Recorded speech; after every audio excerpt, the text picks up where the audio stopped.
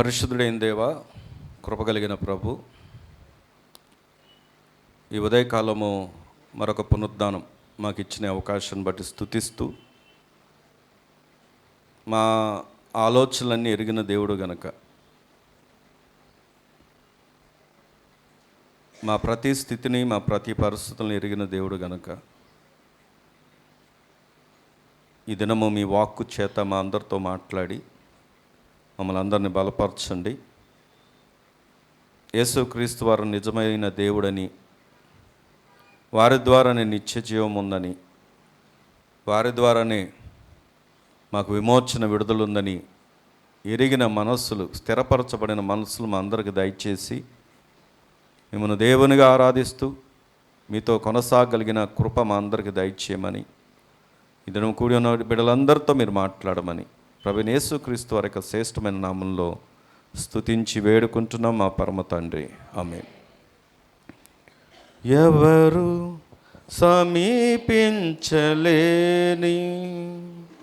తేజస్సులో నివసించు నా యేసయ్యా,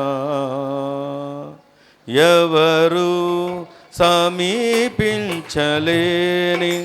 తేజస్సులో నివసించు నా యేసయ్యా,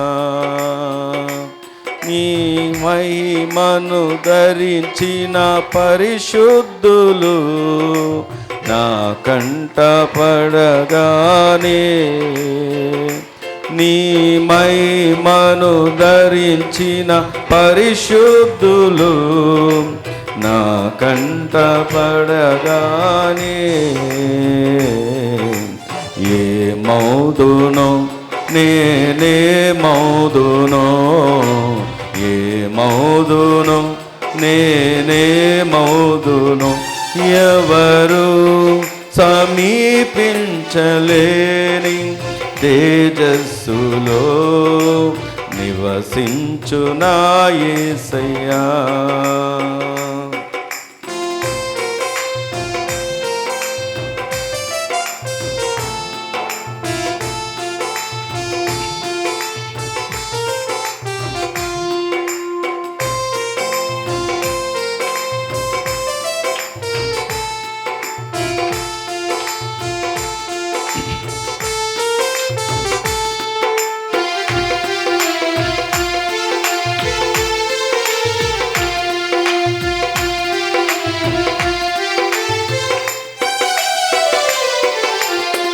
జయించిన వారితో కలసి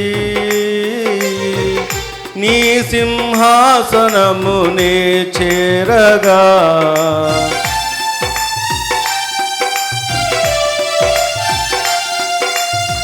జయించిన వారితో కలసి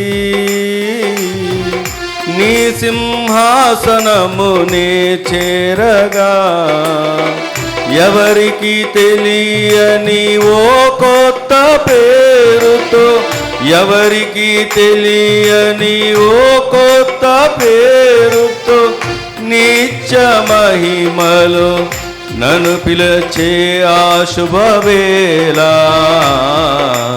ఏ మౌదునో నేనే మౌదునో, ఏ మౌదునో నేనే మౌదునో, ఎవరు సమీపించలేని తేజస్సులో నివసించు నా యేసయ్యా. హల్లెలూయా. కీర్తనల గ్రంథం 23వ కీర్తన, అందరికీ పరిచయం ఉన్నటువంటి లేఖన భాగాల్లోంచి 23వ కీర్తన.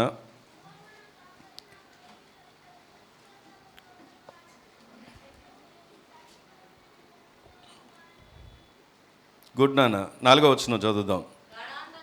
గాఢంధకారపు లోయలో నేను సంచరించినను ఏ అపాయమునకు భయపడను, నీవు నాకు తోడైయుందువు, నీ దుడ్డు కర్రయు నీ దండమును నన్ను ఆదరించును. ఈ పక్కన ఉన్న వారికి చెప్పండి, ఏ లోయలో సంచరించినా నీకేం కాదని చెప్పండి. చెప్పండి, ఏ లోయలో నువ్వు సంచరించినా. దావీదు ఈ కీర్తన రాసినప్పుడు అక్కడ ఉన్నటువంటి బ్యాక్గ్రౌండ్ పరిస్థితులు ఏమిటి అంటే, ఆయన మందను తీసుకొని వెళ్తున్నప్పుడు, వెనుకన వారికి వినబడుతుంది కదా, ఆ మందను తీసుకొని వెళ్తున్నప్పుడు ఆ వెళ్తున్నటువంటి దారి ఏదైతే ఉందో అది లోయల్లోంచి వెళ్ళేటటువంటి దారి. ఇటుపక్క అటుపక్క ఆ కొండల మధ్యలో అది వెళ్తున్నప్పుడు ఇటు అటు క్రూరముగాలు ఉండేవంట. అంటే హిస్టారికల్గా బ్యాక్గ్రౌండ్గా అక్కడ ఉన్నటువంటి జియోగ్రఫికల్గా అంటే భౌగోళికంగా అక్కడ ఉన్న పరిస్థితులను ఆలోచన చేసినప్పుడు ఆ క్రూరముగాలు దాడి చేస్తే వీళ్ళు త్వరగా చిక్కుకోవచ్చు. కారణం ఏంటి అంటే, క్రూరముగాలేమో ఎత్తైన స్థలంలో ఉన్నాయి, వీళ్ళేమో కింద స్థలంలో ఉన్నారు. జమ్మూ కాశ్మీరు గురించి మనందరూ తెలుసు. దాని కొరకు పాకిస్తాన్ పోరాడుతుంది, మనం పోరాడతాం. అది మందే అని మనం పోరాడతాం, కాదు మాది అంటారు. వాళ్ళు రకరకాల ఉగ్రవాదులను పంపిస్తూ రానా బీభత్సం చేస్తూ ఉంటారు. అయినప్పటికీ దాన్ని విడిచిపెట్టకుండా మరి అత్యధికమైనటువంటి మిలిటరీ అక్కడ ఉండడం జరిగింది, ఇప్పటికి కూడా ఉంది.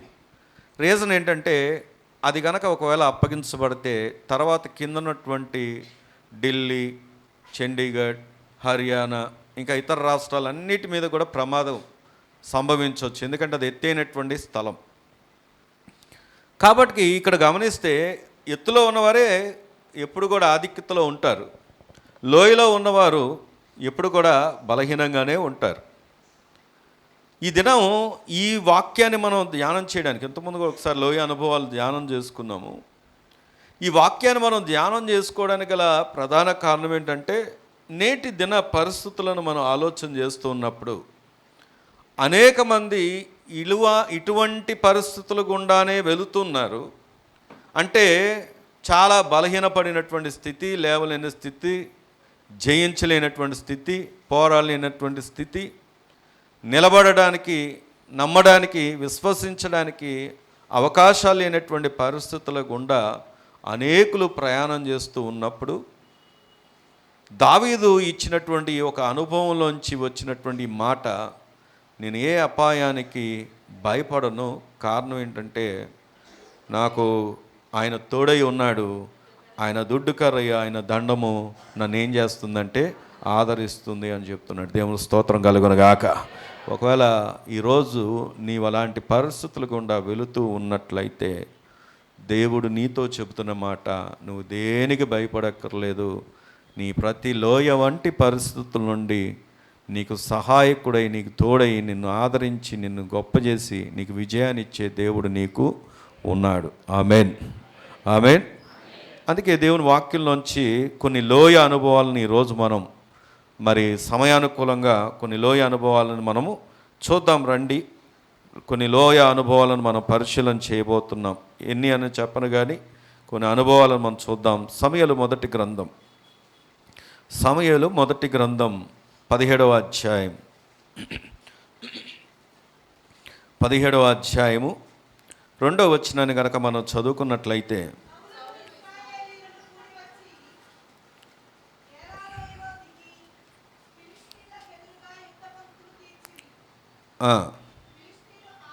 సౌలు ఇశ్రాయేలును కూడి వచ్చి ఏ లోయ చెప్పండి, అది ఏలా లోయలో దిగి ఫిలిష్తీయులకు ఎదురుగా యుద్ధ పంక్తులు తీర్చిరి. తర్వాత అదే అధ్యాయంలో 19వ వచనాన్ని కనుక మనం చదువుకుంటే, సౌలును వారును ఇశ్రాయేలీయులందరూ ఏలా లోయలో ఫిలిష్తీయులతో యుద్ధము చేయుచుండగా. చాలండి.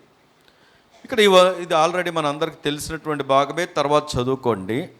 ఇక్కడ ఉన్నటువంటి ఒక లోయ అనుభవాన్ని మనం చూస్తున్నాం. ఆ లోయ అనుభవం, ఆ లోయ పేరేంటంటే ఏలా లోయ. దేవుని స్తోత్రం కలుగునుగాక. అక్కడ ఉన్నటువంటి సంఘటన చూద్దాం. అమ్మా వినాలి, ఏంటి ఆ లోయలో అక్కడ జరుగుతుంది ఏంటి అంటే, అక్కడ యుద్ధం జరుగుతుంది. ఆ యుద్ధంలో ఎవరున్నారు అని ఆలోచన చేసినప్పుడు, ఒక పక్కేమో గొలియాతు ఉన్నాడు, ఆ ఫిలిష్తీయుల యొక్క సైన్యం ఉంది. ఒక పక్కేమో ఇదిగో సౌలు ఉన్నాడు, ఇజ్రాయెల్ ప్రజలు ఉన్నారు. అయితే ఇక్కడ చూసినప్పుడు గొలియాతు యొక్క రూపము చూసినా, గొలియాతు యొక్క స్టేటస్ని చూసినా, వాడి గురించి సౌలే చెప్తాడు ఒకసారి దావీదుతో. తర్వాత చూస్తే దావీదుతో చెప్పేటప్పుడు సౌలు ఏమంటాడంటే, వాడు ముందు నుండి యుద్ధ నేర్పడతనం కలిగిన వాడు, వాడిని మెచ్చుకుంటూ ఉంటాడు, వాడి గురించి గొప్పగా చెప్తూ ఉంటాడు. ఈరోజు ఈ అనుభవం దగ్గరకు వచ్చి ఎందుకు మనం ఆలోచన చేస్తున్నాము అంటే, నేటి దినాల్లో మన పరిస్థితులు చూస్తున్నప్పుడు సమస్య ఎప్పుడు కూడా చాలా పెద్దగా కనబడుతుంది. అమ్మా వింటున్నారా? వినండి వినండి వినండి. సమస్యను చూసినప్పుడు, మన ముందున్నటువంటి ఆ యొక్క పరిస్థితులను చూసినప్పుడు వాడు ఎప్పుడు కూడా పెద్దగానే కనబడతాడు. కొంతమంది ఎందుకో తెలుసా, దాన్ని పదే పదే తలంచి తలంచి తలంచి, అది ఎటువంటిదైనా ఆరోగ్యపరంగా అవ్వచ్చు, ఆర్థిక పరంగా అవ్వచ్చు, ఫినాన్షియల్ పరంగా, లేకపోతే మన భవిష్యత్తు పరంగా, పిల్లల పరంగా, లేకపోతే కుటుంబ పరంగా, లేకపోతే ఇంకా ఇతర ఏదైతే ఉందో వాడన్నిటి విషయంలో చాలామంది ఏం చేస్తారంటే దాన్నే తలంచి కృంగిపోతూ ఉంటారు. ఎంతగా తలంచుతారో చెప్పమంటారా? దేవుడి కంటే గొప్పగా తలంచుతారు. దేవుడి కంటే అధికంగా ఎక్కువ జ్ఞాపకం చేసుకునేది వారి నిందనే, వారికి ఉన్న కొదువునే. నాకు ఈ కొదువు ఉంది, నాకు ఈ స్థితి ఉంది, నాకు ఈ పరిస్థితి ఉంది. నీకు తెలియకుండానే, లేదా తెలిసి కూడా, లేదా తెలియకుండా కూడా అనేకులు ఏం చేస్తున్నారంటే వారు ఆ సమస్యను విగ్రహంగా చేసుకుంటున్నారు. ఎప్పుడైతే సమస్యను విగ్రహంగా చేసుకుంటావో వాడు ఎప్పుడు బలాఢ్యుడిగానే కనబడతాడు. చెలే వినండి వినండి వినండి, వాడు ఎప్పుడు బలాఢ్యుడిగానే కనబడతాడు. కానీ ఆ దేవుడు చెప్తున్నటువంటి మాట ఏంటంటే, ఇక్కడ దావీదును చూస్తే, దావీదుతో తర్వాత జరిగే కాన్వర్జేషన్ అంతా మీకు తెలుసు, తర్వాత ఇంటికి వెళ్ళాక చదువుకోండి.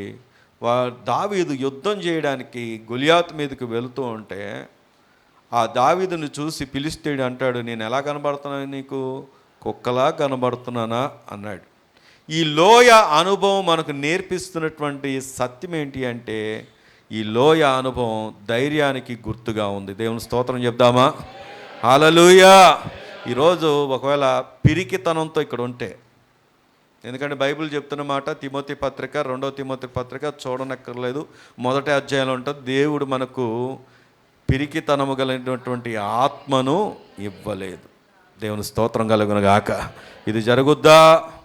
అమ్మ నా పరిస్థితి ఏంటి, నేనేమైపోతాను, నా కుటుంబం అయిపోద్ది, నా పిల్లలు ఏమైపోతారు, నా జీవితం ఏంటి, అసలు నా పిల్లల పరిస్థితులు ఏంటి, వారి భవిష్యత్తు ఏంటి, నా నింద ఎలా తొలగించబడుతుంది, నేను ఏం చేయాలి, నా కెరీర్ ఏంటి, నా బ్రతికేంటి అని ఒకవేళ ఆందోళనతో ఇక్కడ ఉంటే, ఒక పిరికితనము కలిగినటువంటి మనస్సు నీకుంటే, ఏంటో నా అనారోగ్య పరిస్థితులు ఎప్పుడు ఇలాగే ఉన్నాయి, నేను దీని నుండి బయటపడగలనా లేదా, నేనేమైపోతాను. కొంతమంది అప్పగించేసుకుంటారు. ఎంతగా అప్పగించుకుంటారంటే, నిజంగా ఆలోచన చేస్తే చూడండి, కొంతమంది అప్పగించుకొని ఇంకెక్కువ బలహీనపడిపోతూ ఉంటారు. వాళ్ళు అప్పగించేసుకుంటారు, నా పని అయిపోయింది. కానీ వాక్యం చెప్తున్నటువంటి సత్యం ఏంటంటే, సైన్యమంతా సౌలు అందరూ భయపడుతూ ఉంటే ఒక బాలుడు భయపడకుండా ఎదురెళ్తున్నాడు. కారణం ఏంటంటే తనను బట్టి కాదు, కానీ తన యొక్క శక్తి, తనకు ఇచ్చినటువంటి బలము, తనకు ఇచ్చినటువంటి ఆ సామర్థ్యం ఎవరో అనుకున్నాడంటే తను నమ్మినటువంటి దేవుడే. దేవుని స్తోత్రం కలుగును గాక. కాబట్టి ఈరోజు ఒకవేళ ఏలాలోయ వంటి అనుభవాలకు వెళ్తూ ఉంటే దేవుడు నీతో చెప్తున్నటువంటి మాట ఏంటంటే, ఈ రోజు నుండి నీవు అదే తిమోతి పత్రిక 2:1 ఉంటుంది, 2వ అధ్యాయము 1 క్రీస్తు యేసునందున్న కృపచేత నీవు బలవంతుడవు కమ్ము. నీ పక్కన వాళ్ళు చెప్పండి, ఎలా బలవంతులు కావాలి మనం? క్రీస్తు యేసునందున్న కృపచేత మనం ఎలా అవ్వాలి? బలవంతులు కావాలి. దేవుని స్తోత్రం కలుగును గాక. మన శక్తి కాదు. అందుకే అదే దావీదు ఏమంటాడంటే, యుద్ధము యెహోవాదే. ఇప్పుడు అసలు ఎగ్జామ్స్ టైం కదా, కొంతమందికి ఎంత చదివినా భయాలు ఉంటాయి, ఆందోళన ఉంటుంది. కొంతమంది చదవలేక అర్థం కాక భయపడతా ఉంటే, కొంతమంది చదివి కూడా భయపడతా ఉంటారు. అలాంటి వారితో కూడా దేవుడు చెప్తున్న మాట ఏంటంటే, నువ్వు భయపడొద్దు. ఎందుకు అంటే క్రీస్తు యేసునందున్న కృపచేత నీవు బలవంతుడు. కృపను పౌలు గారు పదే పదే జ్ఞాపకం చేస్తూ ఉంటారు. ఆయన అడిగాడంట ప్రభు దగ్గర, ప్రభా నా బలహీనతను విడిపిస్తావా అంటే ప్రభు అన్నాడంట, నేను విడిపిస్తానని చెప్పలేదు, కానీ ఆయన ఏమన్నాడు తెలుసా? నా కృప నీకు చాలును. ఎవరి జీవితాల్లో అయితే ప్రభు కృప ఉంటుందో, ఎవరి జీవితాలు అయితే ప్రభు కృప గుండా నడిపించబడతారో వారికి ఏది వారు ముందు నిలిచిన అది. అప్పుడు వెంటనే పౌలు తన స్టేట్మెంట్ మార్చి ఏమంటాడు అంటే, నా కృప నీకు చాలున. వెంటనే ఆయన అన్న మాట ఏంటంటే, నేను ఎప్పుడు బలహీనో అప్పుడే నేను బలవంతుడను. దేవుని స్తోత్రం చెప్దామా? ఇప్పుడు నేను బలహీనును కాదు, నాకు దేవుని కృప ఉంది. ఆ దేవుని కృపను బట్టి నేను ఇప్పుడు ఏమయ్యాను అంటే బలవంతునయ్యాను. ఆమేన్. దేవుడు నీకు అట్టి బలమును అనుగ్రహించునుగాక. ఆమేన్. ఎందుకు అంటే ఇక్కడ వాక్యాన్ని చూస్తే ఈరోజు ఈ అనుభవం గుండా వెళ్తుంటే దేవుడు నీతో చెప్తున్నటువంటి మాట, ఈ దినము నీవు నేర్చుకోవాల్సిన, నీవు కలిగి ఉండాల్సిన లక్షణం ఏంటంటే ధైర్యము. నీ పక్కన ఉన్నప్పుడు ఏం కలిగి ఉండాలి? ధైర్యం కలిగి ఉండాలి. రండి, రెండవ లోయను నేను చూపిస్తాను. వాక్యంలోంచి నేను ఎక్కువ లోతుల్లోకి వెళ్ళను, కానీ తర్వాత మీరు ఇంకా దీని గురించి ధ్యానం చేస్తే ఇంకెక్కువగా దేవుడు మీకు నేర్పిస్తాడు. రండి, న్యాయాధిపతుల గ్రంథం 6వ అధ్యాయం. న్యాయాధిపతుల గ్రంథం 6వ అధ్యాయం 33వ వచనాన్ని చదువుకుందాం. 6వ అధ్యాయం.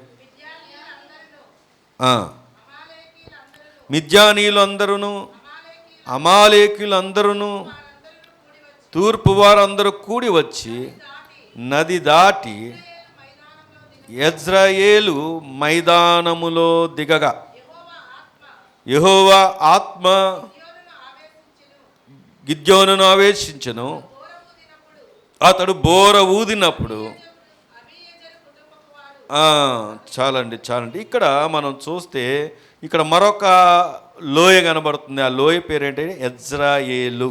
చెప్పండి, అందరూ చెప్పండి, ఏంటది? యెజ్రెయేలు. ఇంకో విషయం ఏంటంటే ఇదే మెగిద్దో అంటారు. ఆర్మెగిద్దో అనే ఒక మైదానం ఇప్పటికీ ఉంది. వినండి, మీకు తెలుసుకోవడానికి చెప్తున్న మాట. రేపు రాబోతున్నటువంటి యుద్ధం అంటే ఇప్పుడు జరుగుతున్న యుద్ధాలు కాదు, అపవాదికి అంత్య దినాల్లో సాతానికి, అపవాదికి, వీళ్ళందరి సాతాను సమూహానికి దేవునికి జరగబోతున్న యుద్ధం ఏ ప్రదేశమో తెలుసా? అర్మెగిద్దో. గుర్తుపెట్టుకోండి, నీ పేరు అర్మెగిద్దో. అక్కడ జరగబోతుంది. మీకు ఒక క్రిస్టియన్ మూవీ ఉంది అర్మెగిద్దో. అక్కడ ఎలాగ జరగబోతుందో, దేవుడు రాకడ ఎలా ఉండబోతుందో, రాకలో ఎవరు ఎలా ఎత్తబడతారో, ఎత్తబడిన తర్వాత మిగిలిన వారు శ్రమలు ఎలా ఉంటాయో, తిరిగి వారు ఈ యుద్ధం ఎలా జరుగుద్దో, అర్మెగిద్దో అనే ఒక క్రిస్టియన్ మూవీ కూడా ఉంది. తర్వాత ఎప్పుడైనా చూడగలగరు. అయితే ఇక్కడ గమనిస్తే ఇక్కడ వచ్చిన మనం చూసినప్పుడు ఇక్కడ ఉన్న పరిస్థితులు ఏంటంటే యెజ్రెయేలు మైదానంలో ఎవరు ఉన్నారంట? మిద్యానీయులు, అమాలేకులు, వీరందరూ కూడి వచ్చారంట. అప్పుడు వారు నడిపిస్తున్నటువంటి న్యాయాధిపతి ఎవరు అంటే గిద్యోను. గట్టిగా దేవుని స్తోత్రం చెప్దామా? హల్లెలూయా, హల్లెలూయా. ఈ గిద్యోను గురించి మనం ఆలోచన చేస్తే అదే న్యాయాధిపతుల గ్రంథంలో గిద్యోను ఎక్కడుంటాడు అంటే దాక్కున్నవాడుగా కనబడతాడు. గిద్యోను ఏం కనబడతాడు అంటే దాక్కున్నవాడిగా, పిరికివాడిగా కనబడతాడు. కానీ ప్రభువు పిలిచిన పిలిపేంటో చెప్పండి. గిద్యోని పరాక్రము గల బలాజ్యం. నీ పక్కన వాళ్ళు చెప్పండి అన్నమాట. ఎవరు నీవు? పిరికోళ్ళవా? పిరికోరమ్మ మనము. ఏమండి? పరాక్రమ కలిగినటువంటి బలాజ్యులం. ఎవరి దృష్టిలో? దేవుని దృష్టిలో. దేవుని స్తోత్రం చెప్దామా? హల్లెలూయా. ఈ గిద్యోను తీసుకొని వెళ్ళినప్పుడు అక్కడ ప్రజలను తీసుకొని వెళ్తాడు. ప్రభు అంటాడు, దేవుడు అంటాడు, ఇదిగో నాకు ఎంతమంది వద్దు. ఎంతమంది చాలు? 300 మంది చాలు. అవతల మంది చూసినప్పుడేమో అవతల ఎంతమంది ఉంటారు? విస్తారమైనటువంటి శత్రువులు ఉంటే యుద్ధం ఎంతమందితో చేశాడండి? 300 మందితో. గట్టిగా దేవుని స్తోత్రం చెప్దామా? హల్లెలూయా, హల్లెలూయా. ఈ లోయ నేర్పిస్తున్నటువంటి అనుభవం ఏంటి అంటే విజయము. ఆమేన్. నీ పక్కన వాళ్ళు చెప్పండి, ఏముంది నీకు?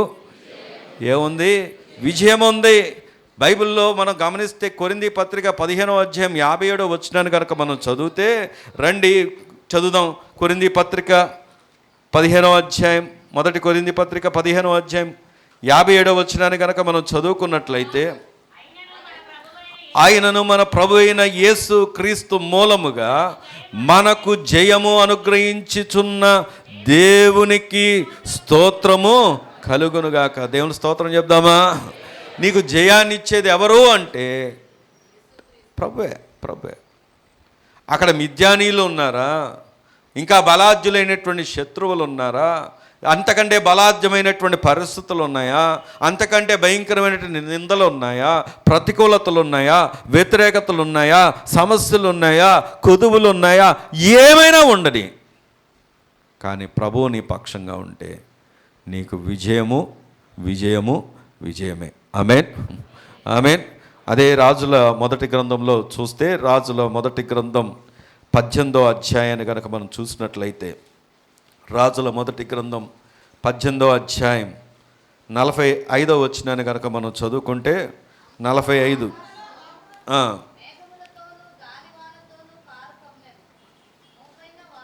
మోపైన వాని కురిసెను గనుక ఆహాబు రథమెక్కి, అక్కడ కూడా కనబడుతుంది, యెజ్రెయేలునకు వెళ్ళిపోయాను. యెహోవా హస్తము ఏలియాను బలపరచగా అతడు నడుము బిగించుకొని ఆహాబు కంటే ముందుగా పరిగెత్తుకొని పోయి యెజ్రెయేలు గుమ్మమునొద్దకు వచ్చిన. గట్టిగా స్తోత్రం చెప్దామా? ఇక్కడ గమనిస్తే ఏలియా కనబడుతున్నాడు, ఆహాబు కనబడుతున్నాడు. ఆహాబు దేని మీద ఉన్నాడు చెప్పండి? దేని మీద ఉన్నాడు? రథం మీద ఉన్నాడు. నాకు ఒక చిన్న ప్రశ్న, రథం ముందు వెళ్ళొద్దా? పరిగెత్తిన మనిషి ముందు వెళ్తాడా? ఏమండి? రథం ముందు వెళ్తుందా? పరిగెత్తిన మనిషి ముందు వెళ్తాడా? రథమే ముందు వెళ్ళొద్దు. కానీ దేవుడు తోడై ఉంటే, దేవుడు తన పిల్లల పక్షంగా ఉంటే, తను నిలబెట్టుకుంటే, ఎప్పుడు కూడా సమస్య కంటే కూడా మనమే అధికులం. దేవుని స్తోత్రం కలుగునుగాక. కొందరంట గుర్రాలను బట్టి రథాలను బట్టి అతిశయిస్తారంట. మనమైతే ఎవరిని బట్టి అతిశయిస్తామంట? మన దేవుని బట్టి అతిశయిస్తామంట. దేవుని స్తోత్రం కలుగునుగాక.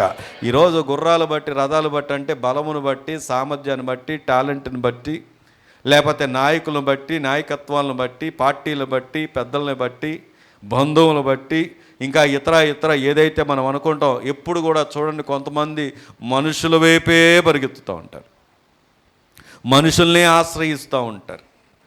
దేవుని పెడచెవును పెడుతూ, దేవుని మాటలను పెడచెవును పెడుతూ, దేవుడు చెప్పినట్టుగా నడుచుకొనక అనేకమైనటువంటి సమస్యలు గుండా వెళుతూ లోయ వంటి పరిస్థితుల్లో ఉన్న ఈరోజు దేవుడు ఇస్తున్నటువంటి మరొక్కసారి నీ ముందు చూస్తున్నటువంటి శుభవార్త ఏంటంటే, దేవుడు నీకు నిశ్చయంగా విజయాన్ని ఇస్తాడు. ఆమేన్. కానీ అక్కడ గమనిస్తే ఎవరికి 46వ వచనంలో యెహోవా హస్తము ఏలియాను బలపరచగా, ఎప్పుడైతే దేవుడు నిన్ను బలపరుస్తాడో, బలపరచబడే స్థానంలో నీవు ఉంటావో, దేవునికి సమీపంగా ఉంటావో, దేవుడు చెప్పినట్టుగా నడుచుకుంటావో, దేవుడు ఖచ్చితంగా నీ జీవితంలో గొప్ప విజయాన్ని ప్రసాదిస్తాడు. ఆమేన్. తమిళ్లో వినండి. ఈరోజు వరకు కూడా నీ నిరాశను జయించగలిగావా? నీ నిందను తొలగించుకోగలిగావా? నీ పరిస్థితులను చక్కదిద్దుకోగలిగావా? నీ అపజయాలను దాటగలిగావా? ఇప్పటికీ నీ పేరు అదే. సంవత్సరాలు దాటినా నీ ఇంట్లో అదే పేరు, వీడా ఎందుకు పనికిరాడు, వీడి వల్ల ఏది కాదు, ఎక్కడ స్థిరంగా ఉండడు, ఏమీ చేయలేడు. ఎందుకు? కారణం ఏంటి నీకు తెలీదా? కారణం, ప్రభువును విడిచి తిరుగుతున్నావు. వినాలి, ప్రభువుకు నమ్మకంగా ఉండట్లేదు, ప్రభువు కంటే కూడా అధికంగా లోకాన్ని ప్రేమిస్తున్నాం. కానీ గమనిస్తే ఆహాబు రథం కాదు ముందెళ్ళింది, ఆహాబు రథము కంటే ముందెళ్ళింది ఏంటో తెలుసా? తన సేవకుడు. దేవుని స్తోత్రం కలుగురుగాక. కాబట్టి ఈరోజు అక్కడ చూసినటువంటి అనుభవం, యెజ్రెయేలు అనుభవం ఏం నేర్పిస్తుంది అంటే విజయాన్ని నేర్పిస్తుంది. ఎవరికి ఉంది విజయం? దేవుడు ఎవరికి తోడై ఉంటారో వారికి ఏముందో తెలుసా? విజయం ఉంది. ఆమేన్. రండి మరొక అనుభవంలోకి వెళ్దాం. దేవుని వాక్యంలోంచే చూద్దాం, మరొక అనుభవాన్ని మనం చూద్దాం. యోహాను సమూయేలు 2వ గ్రంథం, సమూయేలు రెండవ గ్రంథం 15వ అధ్యాయం. సమూయేలు రెండవ గ్రంథం 15వ అధ్యాయం 23వ వచనాన్ని కనుక మనం చూసినట్లయితే, వారు సాగిపోవచ్చుండగా జనులందరూ బహుగా ఏడ్చుచుండిరి. ఈ ప్రకారం వారందరూ రాజుతో కూడా కిద్రోను వాగు దాటి అరణ్య మార్గములో ఏం చేశారంట? ప్రయాణం. ఇంతకీ ఆ రాజు ఎవరో తెలుసా? దావీదు. దావీదు ఎందుకు వెళ్ళిపోతున్నాడు? అమ్మా వినండి, దావీదు కిద్రోను, ఇక్కడ వాగు అని రాయబడి ఉందే, ఇంగ్లీష్లో ఏమైనా ఉంటుందంటే వ్యాలీ అని ఉంటుంది. వ్యాలీ, కిడ్రోన్ వ్యాలీ అంటే ఆ యొక్క వాగు గుండా, అంటే ఆ కిద్రోను గుండా ఎందుకు వెళ్తున్నాడు? జనులందరూ ఎందుకు ఏడుస్తున్నారు అంటే, తనను చంపడానికి వెంట పడుతుంది ఎవరో తెలుసా? ఎవరో కాదు, అబ్షలోం. ఎప్పుడైనా సరే చూడండి, బయటనున్న శత్రువు కంటే కూడా ఇన్నర్గా ఉన్నటువంటి శత్రువే చాలా ప్రమాదకరం, వేదన పుట్టిస్తారు. బయట ఎవరైనా ఏదన్నా అన్నారనుకో, కొంతవరకే దుఃఖం కలుగుద్దేమో, కానీ అదే నా అనుకునే వాళ్ళు, నాతో ఉండేవాళ్ళే, నా పక్కన ఉండేవాళ్ళే నన్ను అంటున్నప్పుడు నాకేమనిపిస్తుంది అంటే బాధ అనిపిస్తుంది, దుఃఖం అనిపిస్తుంది. ఈరోజు చాలామంది ఇదే పరిస్థితులు వెళ్తూ ఉన్నారు. మనని నిందించే వాళ్ళు ఎక్కువగా ఎక్కడో కాదు, మనతోనే ఉంటారు. నేను ఒకసారి ఒక స్టేట్మెంట్ చదివాను. అమ్మా తమ్ముళ్ళు వెనక ఒక స్టేట్మెంట్ చదివాను. ఏమనంటే, శత్రువులంట ఎక్కడో ఉండరంట, మనమే తయారు చేస్తామంట. నేను చదివిన స్టేట్మెంట్లో ఇలాగే రాయబడింది. శత్రువుల్ని ఎక్కడో ఉండరంట, మనమే తయారు చేస్తాం. ఎలా తయారు చేస్తాం? మనం వాళ్ళని పెట్టి పోషిస్తాం. పెట్టి పెట్టి పెట్టి ఒకరోజు ఏం చేస్తామంటే, ఏదో ఒక రోజు స్టాప్ పడుతుంది. ఏమవుద్ది? పెట్టకపోతే పెట్టిందంతా మర్చిపోతాడు. పెట్టిందంతా మర్చిపోద్దామా? ఆ పెట్టంది ఉంటారు చూసారా, ఇంకా అక్కడ నుండి ప్రారంభిస్తారు. ఏమనంటే, ఈమె ఇలాగా, ఆయన అలాగా, ఈయన ఇలా చేస్తాడు, ఆయన అలా చేస్తాడు, మమ్మల్ని పట్టించుకోరు, మమ్మల్ని విడిచిపెడతారు. శత్రువులు ఎవరు తయారు చేశారు? నీవే. నీకు తెలుసు, కానీ నీకు తెలిసి కూడా నువ్వు ప్రోత్సహిస్తావు. నీకు తెలిసి కూడా ఇదిగో ఆటంకాలను మనమే కలగ చేసుకుంటాం. సరే, ఇది అవుట్ ఆఫ్ కాంటెక్స్ట్లోకి వెళ్ళకుండా కాంటెక్స్ట్లోకి, అంటే సందర్భంలోకి వచ్చి చూస్తే, ఇక్కడ అబ్షలోము తన సొంత కుమారుడు దావీదుకి, కానీ దావీదును చంపడానికి చూస్తుంటే చాలా దుఃఖంతో, చాలా వేదంతో వెళ్తూ ఉన్నాడు. అక్కడ చూడండి 23వ వచనంలో, వారు సాగిపోవచ్చుండగా జనులందరూ ఏడ్చుచుండిరి. ఆ ప్రకారం వారందరూ రాజుతో కూడా కిద్రోను వాగు దాటి అరణ్య మార్గమున ప్రయాణమై పోయిరి. అయితే దావీదు జీవితంలో ఇలాంటి పరిస్థితి వచ్చినప్పుడు దీన్ని ఎలా జయించాడు అంటే, ప్రార్థన ద్వారా. నీ పక్కన వాళ్ళు చెప్పండి, ఎలాగా? చెప్పండి ఎలాగా? మనకు తెలుసు మన పరిస్థితులను మార్చగలిగింది ఏదైనా ఉంది అంటే ప్రార్థన. ఆమేన్. కానీ నీకు తెలిసినా, నీ సమస్యకు పరిష్కారం ఇదే అన్న సంగతి తెలిసినా, ఈరోజు వరకు కూడా ప్రార్థనలో పాల్గొనేవారు ఎంతోమంది ఉన్నారు. ఈరోజు కూడా ప్రార్థనలో పాలు పొందకుండా సమయాన్ని దుర్వినియోగం చేసుకునేవారు ఎంతోమంది ఉన్నారు.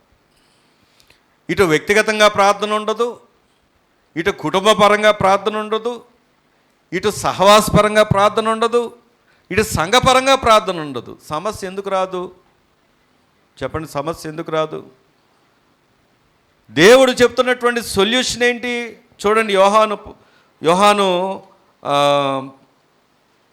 యోహాను సువార్త 18వ అధ్యాయము. ఈ మాటని ఇలా ఉంచి, యోహాను సువార్త 18వ అధ్యాయము మొదటి వచనం చదువుదామా? యేసు ఈ మాటలు చెప్పి తన శిష్యులతో కూడా, ఇక్కడ కూడా మనం చూస్తున్నాం, కెద్రోను వాగు దాటిపోయాను, అక్కడ ఒక తోట ఉండెను, దానిలోకి ఆయన తన శిష్యులతో కూడా వెళ్ళెను. ఆగండి. ఎందుకు వెళ్ళాడు ఆయన? ముందున్నటువంటి శోధన, ముందున్నటువంటి పరిస్థితులు, తను అప్పగించబడబోతున్నటువంటి రోజు రాబోతుంది. ఇది ఎరిగిన వాడై ఆయన తన శిష్యులతో ఈ మాటలన్నీ చెప్పి ఆయన ఈ అనుభవం గుండా వెళ్ళాడు. ఏంటి ఆ అనుభవం అంటే ప్రార్థన అనుభవం. గడిక దేవుని స్తోత్రం చెప్దామా? నీ నింద తొలగించబడాలన్నా, నీ స్థితి మారాలన్నా, నీ పరిస్థితులు మారాలన్నా, నీ ఇంటి వారు మారాలన్నా, నీ ఆరోగ్యం బాగుపడాలన్నా, నువ్వు కుదుట పడాలన్నా, నీ పరిస్థితులన్నిటి మీద జయం రావాలన్నా, నీ భవిష్యత్తు బాగా ఉండాలన్నా, నీ కెరియర్ బాగా ఉండాలన్నా ఖచ్చితంగా నీకేముండాలి? ప్రార్థన ఉండాలి. నీ పక్కన ఉన్నప్పుడు ఏముండాలి? రోజులంతా గడిపేస్తూ ఇష్టానుసారంగా బ్రతుకుతూ నాకు మంచి జీతం వస్తుంది, మంచి ఉద్యోగం ఉంది, మంచి స్టేటస్ ఉంది, బంధువులు ఉన్నారు, చుట్టూ అన్నీ ఉన్నాయి అనుకొని లోక సంబంధమైన వాటితో గడుపుతున్నావేమో. ఇప్పుడున్న పరిస్థితులు చూస్తే ఒక 2 నౌకలు ఏమంటారు షిప్స్ వాళ్ళు బంధిస్తే ఆపేస్తే మొత్తం దేశం అంతా కూడా ఏమైపోతుందంటే కదిలిపోతుంది. నాకు ఇదే ఆలోచన వచ్చింది. కేవలం అసలు యుద్ధంతో మనకు ప్రమేయం లేదు, మనకు సంబంధం లేదు, అసలు మనం దానికి ఏమాత్రం ఎక్కడ ఏ స్టేట్మెంట్లు కూడా ఇవ్వలేదు. అలాంటిది ఒక్కసారి నేను లాస్ట్ వీక్ క్రూయిజ్ అని చెప్పాను, తప్పు. అది హర్ముజ్ జలసంధి. అక్కడ జస్ట్ దాన్ని ఆపినందుకు ఇప్పుడు సిఎన్జి గ్యాసులు ఆగిపోయాయంట. నిన్న చాలా హోటల్స్ ఆగిపోయాయి. మేము నిన్న ఏదో పని మీద బయటకు వెళ్ళాల్సి వచ్చినప్పుడు చూస్తే, ఎలాగో మేము చేయట్లేదు కాబట్టి చూస్తే చాలా హోటల్స్ ఆగిపోయాయి. ఏంటి అంటే గ్యాస్ కొరత. ఒక్క నది లేదా ఒక జలసంధిని ఆపితే మరి రాబోతున్నటువంటి పరిస్థితుల్లో మరి ఎలా ఉండబోతుందో ఆలోచన చేయండి. ఎవరు తప్పిస్తారు? ఎవరు అడ్డుగా ఉంటారు? సరే పొలాలు పోయి పెట్టుకుందాం అంటారు. ఇప్పుడంట ఏంటి దానికి బాగా డిమాండ్ పెరిగిందంట. అదే స్టవ్, అది ఇండక్షన్ స్టవ్, అంతేనా? ఆ స్టవ్ బాగా డిమాండ్ పెరిగిందంట. కారణం ఏంటంటే ఒకవేళ పవర్ కూడా ఆగిపోయేశారు అనుకో, ఏం చేస్తావు? పాస్టర్ గారు అని అపశకునాలు పలుకుతున్నారు అని అంటారా? నేను పలకట్లేదు. దాన్ని జయించాలి అంటే నీవు ఖచ్చితంగా ఏం చేయాలో తెలుసా? ప్రార్థన చేయాలి. దేవుని స్తోత్రం కలుగును గాక. అందుకే యేసు ప్రభు వారే ప్రార్థన చేస్తే నేనంతా నీకు పద్దాక నేను ఫోన్ చేసి చెప్పాలి, రా. కనపడ్డప్పుడు ఎలా చెప్పాలి, రా. ప్రార్థనలో ఉండమని చెప్పాలి, రా. ఎందుకంటే భక్తి నా కోసం చేస్తున్నారు. ఏమండి, మీరు భక్తి చేస్తామంటే, మీరు దీవించబడతామంటే, మీరు ఆశీర్వదించబడతామంటే పాస్టర్ గారికి ఎంత సంతోషమో. నేను సంతోషపడతాను, కానీ మొదట నువ్వు సంతోషపెట్టాల్సింది మనుషులను కాదు. ఎవరినో తెలుసా? దేవుణ్ణి. ఇక్కడ గమనిస్తే ఎంత వేదంతో ఉంటాడు దావీదు.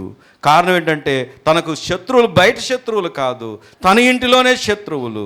కానీ ఆ పరిస్థితులను ఎలా జయించగలిగాడు అంటే ప్రార్థన. దేవుని స్తోత్రం కలుగును గాక. కాబట్టి ఇజ్రాయేలు అనే యొక్క లోయ నాకు నేర్పిస్తున్నటువంటి సత్యం ఏంటంటే ప్రార్థన.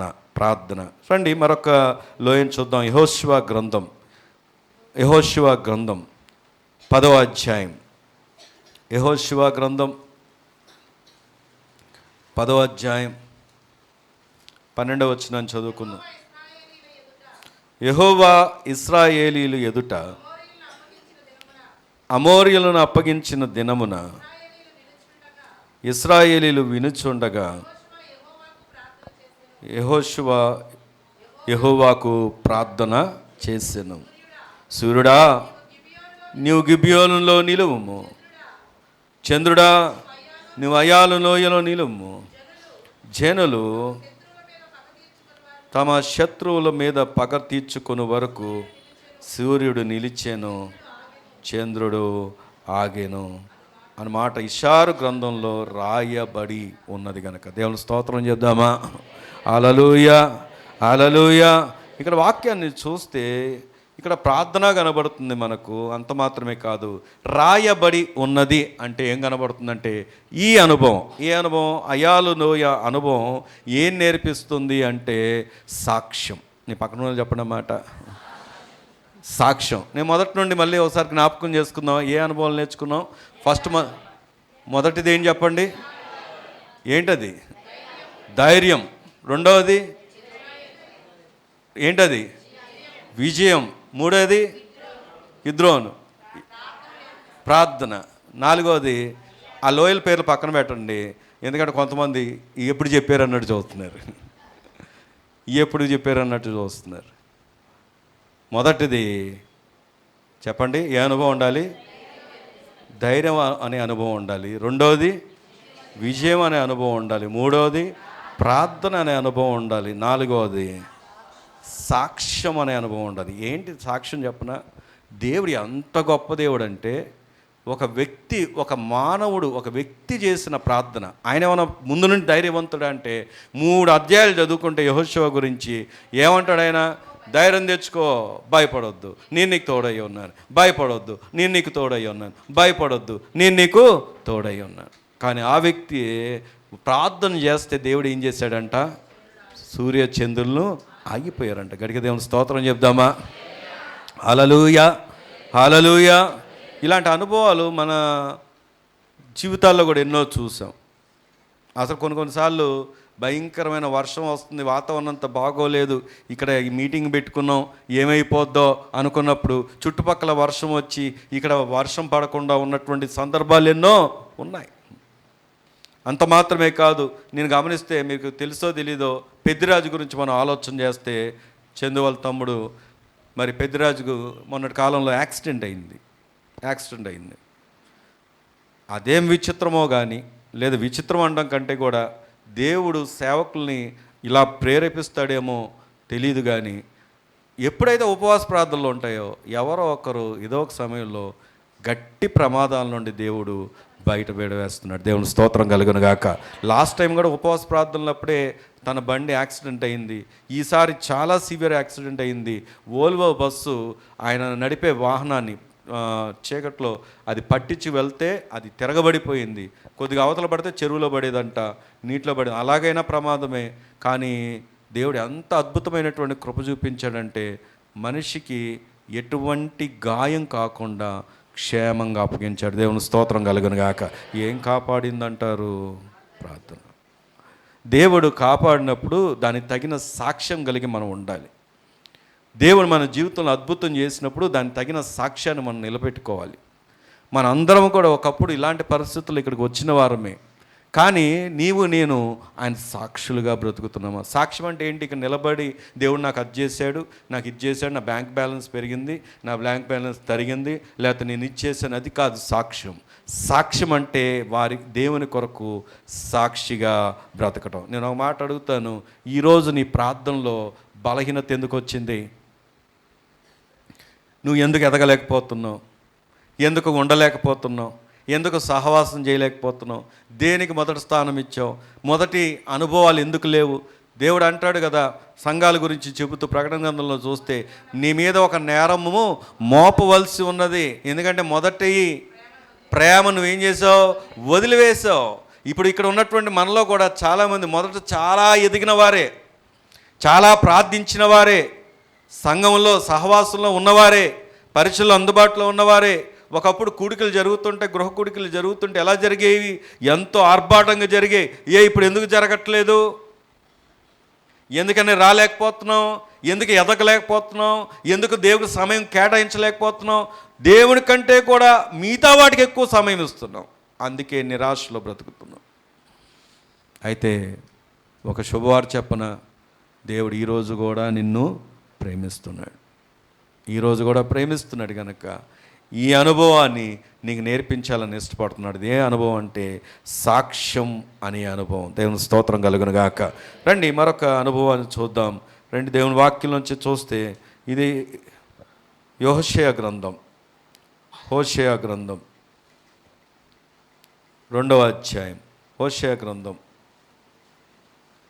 పేజ్ నెంబర్ చెప్పమంటారా? 746 2వ అధ్యాయం 15వ వచనం. తోడుకొని వచ్చి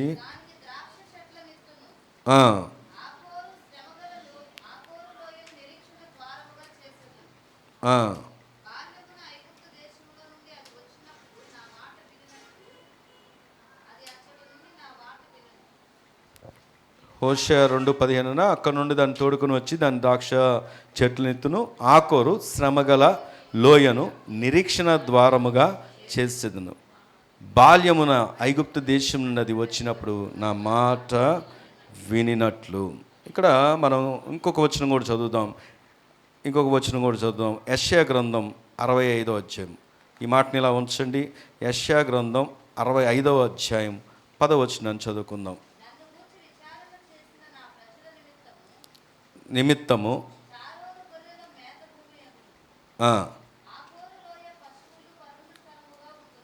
ఏలో ఏది? అందరూ చెప్పండి, ఏలో ఏది? ఏలో ఏది? ఇక్కడ మనం గమనిస్తే 65:10 మరొకసారి చదవండి అన్నమాట. నన్ను గూర్చి విచారణ చేసిన నా ప్రజల నిమిత్తము షారోను గొర్రెల మేత భూమి యగును, ఆకోరు లోయ. ఎలా చేస్తాడంట దేవుడు? ఇది ఆశీర్వాద లోయ. నీ పక్కన వాళ్ళు చెప్పండి అది. అలా ఒక్క మాటలో చెప్పాలంటే దేవుడు ఇక్కడ 10వ వచనంలో మనం చూస్తే ఎవరైతే ఆయన గురించి విచారణ చేస్తారో వారి విషయంలో దేవుడు ఏం చేస్తాడంటే, ఆకోరు అనగా శ్రమ, కానీ దాని నుండి దేవుడు ఎలా విడిపిస్తాడు తెలుసా? ఆశీర్వాదకరంగా మారుస్తాడు. ఆమేన్. నీ పక్కన వాళ్ళు చెప్పండి, ఎలా మారుస్తాడు? ఆకోరు అనేది శ్రమకు గుర్తుగా ఉంది, కానీ దాన్ని ఎలా చేస్తాడంట? ఆశీర్వాదం. ఎవరికి? ఎవరైతే ఆయన గురించి విచారణ చేస్తారో. ఆమేన్. ఇప్పుడు ఒక మాట అడగనా? మన ఏటీఎం కార్డు ఉంది, బ్యాంకుకి వెళ్ళాం, ఏటీఎంకి వెళ్ళాం, పెట్టి తీసావు, అక్కడ ఒక మెసేజ్ వచ్చింది. ఏమనంటే ఏమీ లేదు, బ్యాలెన్స్ లేదు. కార్డు ఉంది కానీ ఏమి లేదు. సరే, కార్డులోంచి డబ్బులు రావాలి, ఏం చేయాలి? ఏం చేయాలండి? ఏం కొట్టాలి? నీ ఆశీర్వాదం నీ దగ్గరే ఉంది, కానీ ఎలాగో తెలుసా? ఆ బ్యాలెన్స్ మరేటో కాదు, దేవుని దగ్గర విచారణ చేసే అనుభవాలు. దేవుని స్తోత్రం కలుగును గాక. చాలామంది విచారణ చేయక ఆశీర్వాదాన్ని చూడలేకపోతున్నారు. కొన్నిసార్లు మన పరిస్థితులు ఇలా ఉంటాయి. నేను చిన్న ఉదాహరణ చెప్తాను. 3 చెట్లు ఉన్నాయంట ఒక కొండ మీద. నేను ముగింపులోకి వెళ్తున్నా. 3 చెట్లు ఉన్నాయంట. ఈ 3 చెట్లకి ఒక మంచి ఆలోచనలు ఉన్నాయి. ఏంటి ఆలోచన అంటే, ఒక చెట్టు అనుకుందంట, నన్ను అందరూ చాలా గౌరవించాలి, నా ముందు ధనమును పెట్టాలి, బంగారాన్ని పెట్టాలి, అలాంటి చెట్టుగా నేను ఉండాలి అని అనుకుందంట. మరొక చెట్టు అనుకుందంట, నన్ను అందరూ చూసి మర్యాద ఇవ్వాలి, నాకు మంచి మెప్పు రావాలి అని అనుకుందంట. మూడవది అనుకుందంట, నేను అందరికన్నా ఉన్నతంగా ఉండాలి, ఎప్పటికీ జ్ఞాపకాల్లో ఉండాలి అని అనుకుందంట. అని అనుకున్నప్పుడు ఈ 3 ఇలా అనుకుంటుంటే ఒకరోజు ఆ 3 చెట్లు కొట్టేశారు.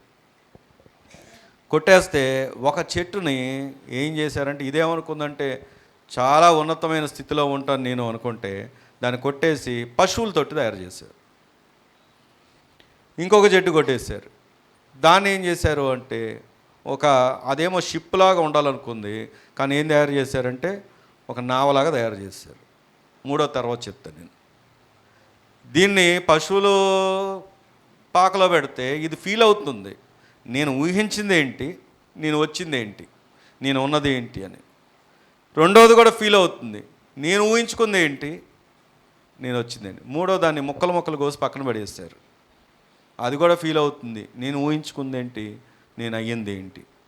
ఇప్పుడు ఈ మాట ఎందుకు చెప్తున్నానంటే, ఒకరోజు ప్రభు బాలుడిగా పుట్టినప్పుడు ఎక్కడ తీసుకొచ్చారంటే పరిశుద్ధుడు. దాని ముందుకి సాంబ్రాణిని తీసుకొచ్చారు, బోలాన్ని తీసుకొచ్చారు, బంగారాన్ని తీసుకొచ్చారు.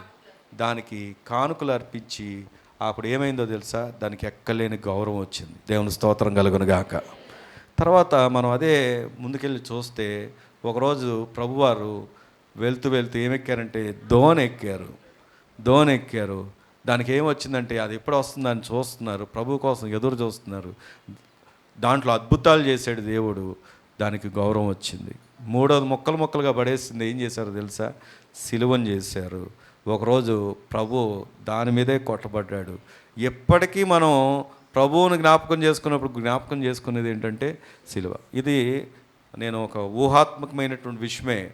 కాకపోతే ఎందుకు ఈ మాట చెప్పానంటే, నీ జీవితంలో నా జీవితంలో నీవు అనుకున్నది జరగనప్పుడు నువ్వు ఆలోచించే విధానం ఎలా ఉందో నాకు తెలియదు. కానీ ప్రభు ఆలోచించిన ఆలోచన ఎలా ఉంటుందంటే, ఒకరోజు నీకు ఎప్పుడు కూడా ఏం జరుగుద్దో తెలుసా? మేలే జరుగుద్ది. ఆమేన్. ఎందుకంటే దేవుణ్ణి సంకల్పం చొప్పున పిలువబడిన వారికి సమస్తము సమకూడి మేలు కలగడానికే. ఆమేన్. ఈరోజు నీకున్న కొదువ మేలు కోసమే. ఈరోజు నీ ముందు వచ్చిన నింద మేలు కోసమే. ఈరోజు నీ ముందున్నటువంటి శ్రమ మేలు కోసమే. ఎప్పుడైతే మనను మనం హెచ్చించుకుంటామో దేవుడు ఏం చేస్తాడంటే కొన్నిసార్లు శిక్షణ ఇస్తాడు, కొన్నిసార్లు దేవుని మీద సంపూర్ణంగా ఆధారపడడానికి అనుమతినిస్తాడు, కొన్నిసార్లు మనను బట్టి మనం మనం అతిశయించబడకుండా దేవుని మీద ఆధారపడడానికి కొన్ని అనుమతినిస్తాడు. కానీ ప్రతి దాని వెనక దేవునికి ఒక ఉద్దేశం ఉంది, అది మేలే. ఆకోరు అనగా శ్రమ, కానీ దేవుడు ఏం చేశాడు తెలుసా? ఆశీర్వాదకరంగా మార్చాడు. దేవుని స్తోత్రం కలుగును గాక. నీ జీవితంలో దేవుడు ఆశీర్వాదాన్నే ఇస్తాడు. ఆమేన్. నమ్ముతున్నావా?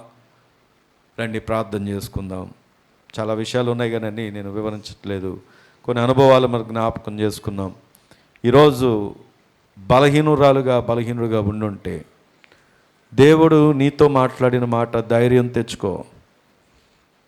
ధైర్యం అనే అనుభవం గుండా నిన్ను నడిపించడానికి ఇష్టపడుతున్నాడు ఆయన. ఈరోజు నువ్వు భయాందోళనకు గురవుతూ ఉంటే, శత్రువుని చూస్తూ ఆగిపోతూ ఉంటే, విజయాన్ని ఇచ్చే దేవుడుగా నీ ముందున్నాడు. ఈరోజు నీ పరిస్థితులు ప్రతికూలంగా కనబడుతున్నప్పుడు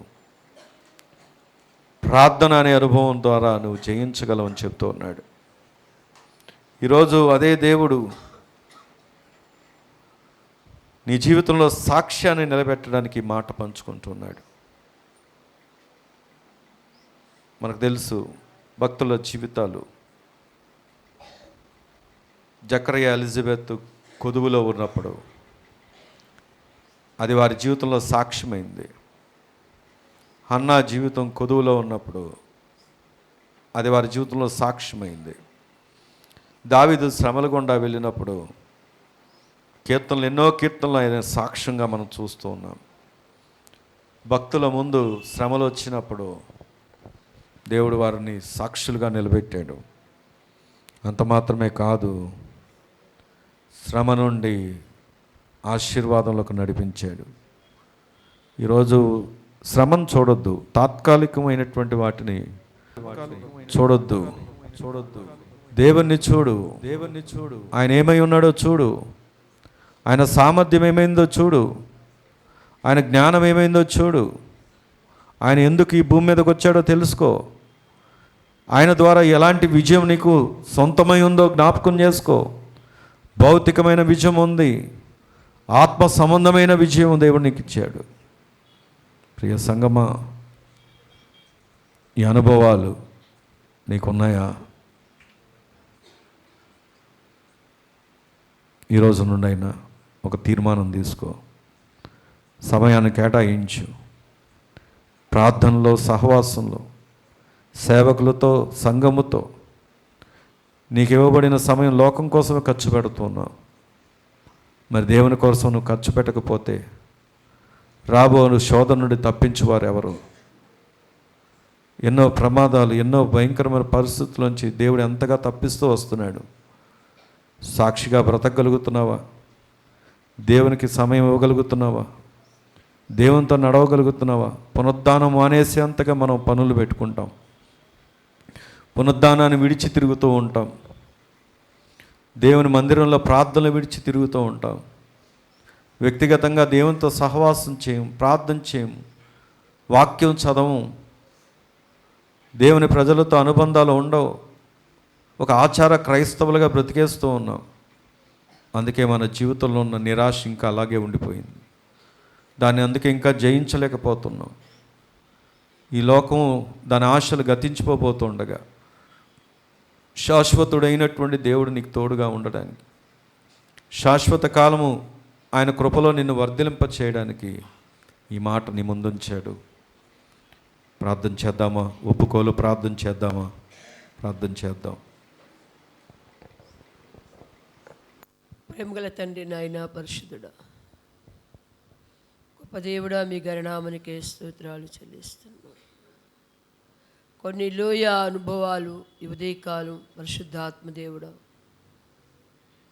మీరు మమ్మల్ని ఎంతగానో ప్రేమిస్తూ, మమ్మల్ని ఎంతగానో ఆదరిస్తూ, మమ్మల్ని జ్ఞాపకం చేసుకొని తండ్రి, మా పరిస్థితులను ఎరిగిన ఆయన, ప్రభా ఇదిగో నా తండ్రి, మమ్మల్ని ఎరిగిన వాడివై ఈ ఉదయకాలం మాతో మాట్లాడ నాయన. ఎవరు ఏ లోయ అనుభవం గుండా వెళుతూ ఉన్నారు అయ్యా, యేసునాథా నీకే లోయ అనుభవాలు గుండా వెళ్ళిన వారు నాయన భయక్రాంతులైన వారు, భీతి చెంది ఉన్నవారు అయ్యా, ఏడవడానికి శక్తి లేని వారు, బలహీనులైన వారు సహితము నాయన ఆ పరిస్థితులు గుండా నాయన నిన్నే చూశారు నాయన.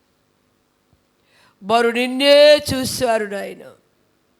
లోయ అనుభవమే, గాఢాంధకార అనుభవాలే, ఎడుతోసిన పరిస్థితుల అనుభవాలే, జయము కనపడిన అనుభవాలే, ఆశీర్వాదం లేని అనుభవాలే తండ్రి, ఆదరణ లేని అనుభవాలే, ధైర్యం లేని అనుభవాలే. గొప్ప దేవుడా అయ్యా, సాక్ష్యము లేని అనుభవాలే, తొట్టిల్లిపోతున్న అనుభవాలే అయినప్పటికీ నాయనా అయ్యా యేసు నీకు వందనాలు. నిన్ను చూశారయ్యా, నిన్ను చూసి నువ్వేమై ఉన్నారో ఎరిగారు ఆ పరిస్థితిలో అయ్యా. నువ్వేమి చేయగలుగుతావో ఎరిగారు నాయన. నీ బాహుబలం ఎంత గొప్పదో ఎరిగారు నాయన. మీ కార్యస్థితి ఎంత శక్తివంతమైందో ఎరిగారు నాయన. ఎరిగారు. అందుకే నాయన అయ్యా, నేను భయపడను అని మాట్లాడగలిగారు. నీవే నా దేవుడు నాకు తోడై ఉంటాడు అని భరోసా చెప్పగలిగారు నాయన. నేను ఓడిపోను, యెహోవా నాకు జయమిస్తాడని అయ్యా మాట్లాడగలిగారు ప్రభువా. అయ్యా నీకు వందనాలు అయ్యా. అది ఏ యుద్ధమైనా, ఏ పరిస్థితులైనా, ఎలాంటి లోయ అయినా ఆ లోయలే నీవే ఆధారం చేసుకున్నారు. నిన్నే ఆధారం చేసుకున్న ప్రతి లోయలో నుండి నాయన విజయాలు పొందారు నాయన, జయాలు పొందారు నాయన. కార్యసిద్ధి విజయవంతంగా కొనసాగించబడ్డారు నాయన.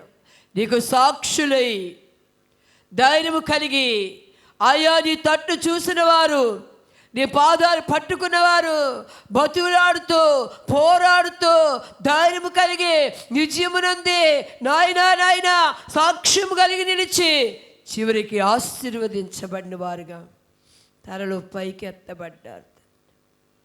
గొప్ప దేవుడా నీకు ఈ దినము నాయన సంఘముతో మాట్లాడారు. ఎవరే లోయలో ఉన్నారో లోయల గుండా అనుభవాలు గుండా వెళ్తున్నారు అయ్యా, అక్కడ నీ ఉన్నావని నాయన గాఢాంధకార లోయలోనే నువ్వు విడిపించగలిగిన సామర్థ్యం కలిగిన సర్వాధికారం అని నాయన.